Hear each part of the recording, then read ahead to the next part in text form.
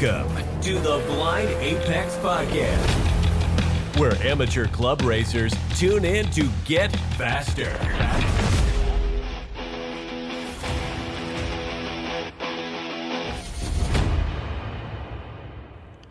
Welcome to episode 1 of the Blind Apex Podcast.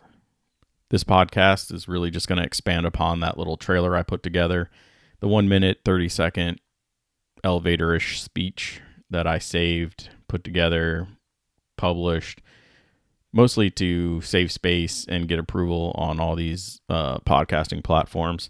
So we're going to expand a little bit, go into why I named it the Blind Apex Podcast, what the vision is, what you guys can expect, and a little bit about me. So why did I call this the Blind Apex Podcast?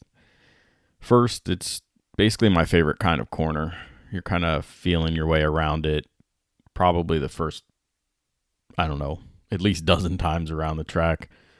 You really just you just have to have a feel for it. And that sort of explains my journey as a racer, because I'm sort of just feeling my way through being a racer. It may explain yours too, but also this podcasting gig. I'm kind of just feeling it out. It's not as easy as I thought it was going to be, but I'm going to stick it out. It's been a challenge, and I enjoy those. Admittedly, I'm just one of 1,000 mid-pack racers out there in the club racing world. I learn my lessons the hard way sometimes. Sometimes I learn them from other people. And so I'm hoping if you can learn from my struggles and the people that are helping me, that maybe your struggles in amateur road racing will be a little lighter. Another big thing for this podcast is I want to promote club racing overall, Honda Challenge itself with the National Auto Sports Association, and help folks get a little bit faster, because the guy that's in first place, he's still trying to get faster. He could get first place every race, every season, and he's still going to try to find another second.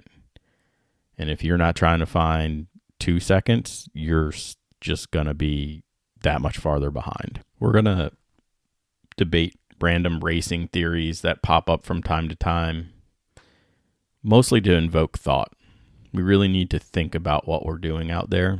We need to be methodical, and it's just really important for a racer to understand every aspect. You're not just the driver. This is amateur racing. I mean, I guess there are some guys who have crews or massive crews or lots of help, but generally you're the mechanic. You're the driver. You're the crew chief. You're the cook,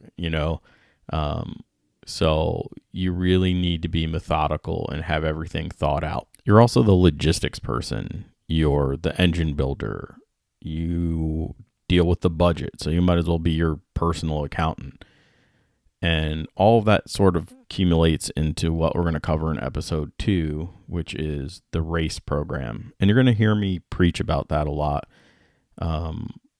Since 2019, when I started racing, my program development, I believe, is what's helped me get faster. Now, there's elements to that program, that race program, that are a huge benefit on the track, and then there's other elements that are a huge benefit off the track that, cascade into your track life and into getting faster. Some of the things you can expect on the podcast are going to be me pontificating, navel-gazing about my own race program, about the struggles that I'm having, and some of the triumphs that I'm having, because we're basically in a brand new car.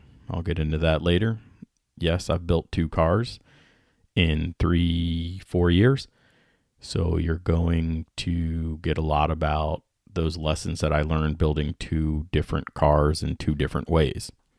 We're also going to talk about aero development, suspension development, and all the normal things, what you need to expect during dyno tuning, what you should be aiming for, class rules, how to read them, how to deal with them, how to hopefully get them changed. We'll be going into data. I do data for a living, so I have a lot of opinions on data, how to use it, when to use it, who should be using what kind of data. And you're probably going to get a lot of complaints from me about McPherson strut front wheel drive cars, because that's currently what I'm racing. But mostly we're going to focus on different areas of improvement for all of us to help everyone get a little bit faster.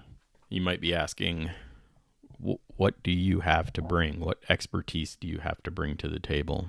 Well, I'm pretty much the epitome of a jack of all trades is better than none, but oftentimes better than a master of one. I'm a lifelong car guy. My grandfather used to drag race semi-professionally. My uncle was a big Lotus guy. My dad owned all sorts of muscle cars growing up. My stepdad was big on some of the Nissan stuff like 510s and Zs. I grew up around cars, and it sort of pushed me to find my way in the motorsports community, mostly because I got 3 reckless driving tickets probably within 3 months of getting my driver's license. So my parents forced me into things like time, speed, distance rally and autocross. I say forced. Anytime a kid gets to go full throttle anywhere, he's going to do it. So it was just a good place for me to be, get some of that out. Then in college, I helped start Madison Motorsports at James Madison University with all the OGs. Madison Motorsports teamed up with the National Auto Sports Association Mid-Atlantic region, and I worked 1 whole year as a corner worker, earning credits to get on track. I then spent 10 years with NASA Mid-Atlantic in the tech shed with Richard Mitchum of Mitchum Motorsports, IMSA support team. In those 10 years, I learned a lot about racing, a lot about building cars, what works, what doesn't. Richard Mitchum really was able to share a lot of his experience with me. He was a former Firehawk racer back in the 80s. And he really influenced how I look at racing and how I look at the car and how I prepare for every event. I'm pretty blessed to have him around. He still swings by my paddock spots, gives me that constructive criticism I need, always looking to make sure that I'm doing all I can do to improve myself. So I learned a lot from him, and I hope to pass on some of that knowledge. I started doing HPDEs basically in 2002.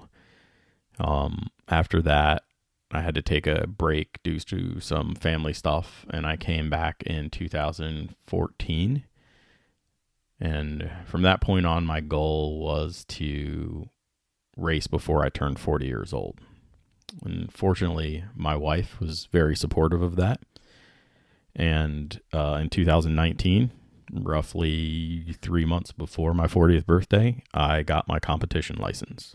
As I stated before, I am a mid-pack racer, but I'm a mid-pack racer in what I feel is the fastest region of Honda Challenge in the nation. That's up for debate. If you want to debate me on that, why don't you, hit me up on Instagram, text me, whatever you guys want to do, because we can get into that for sure. But I don't settle for mid-pack.